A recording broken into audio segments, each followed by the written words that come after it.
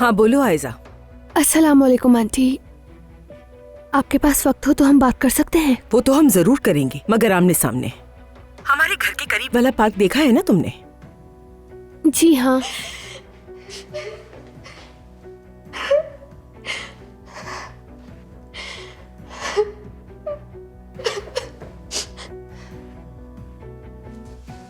आधे घंटे बाद मुझे वहां मिलो, ठीक है?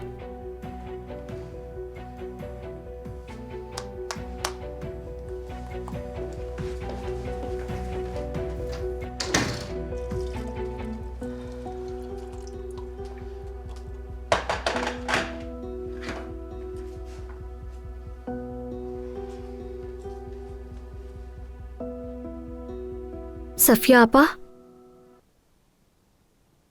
ओजान बाहर फोन पर बात कर रहा था, लेकिन मैं पूरी तरह समझ नहीं पाई। शायद रेस्टोरेंट को लेकर कोई मसला है। आपको पता है कुछ इस बारे में? क्योंकि अगर तुम्हें ओजान के मसले से क्या? हाँ, तुम ये बताओ, तुम्हारा ओजान से लेना देना क्या है? मेरी हर्बल चाय कहाँ रह गई? हाँ, पता है ना मैं चाय पिए बगैर जाग नहीं सकती।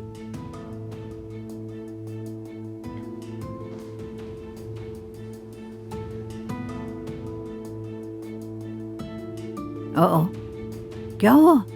इस तरह तीनों के तीनों गूंगे बने क्यों खड़े हो? चलो कुछ काम वाम करो, चलो जाओ चाय लेकर आओ मेरी।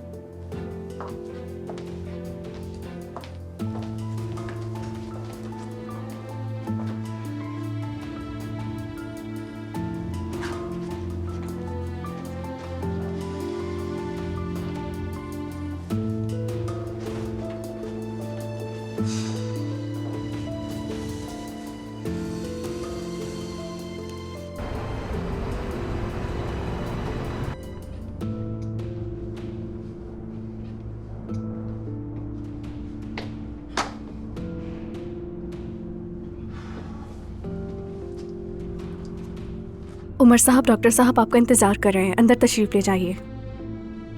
ठीक है, बहुत शुक्रिया आपका।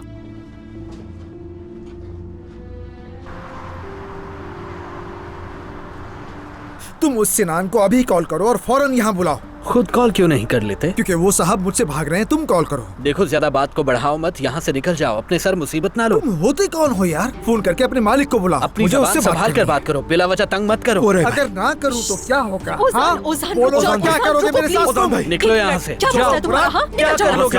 हाँ, ऐसे आके ठीक है, हमें निकलना होगा यहाँ से अभी। तेवर तो देखो इसके। चुप हो जाओ तुम। चलो यहाँ से।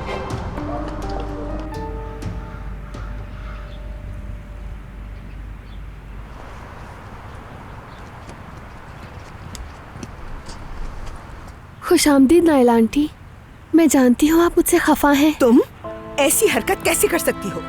तुम्हारी माँ की उम्र की औरत तुम्हारे पास आई, अपना राज बताया, भरोसा किया तुम पर, और तुमने बात जाकर उमर को बता दी। क्यों किया ऐसा?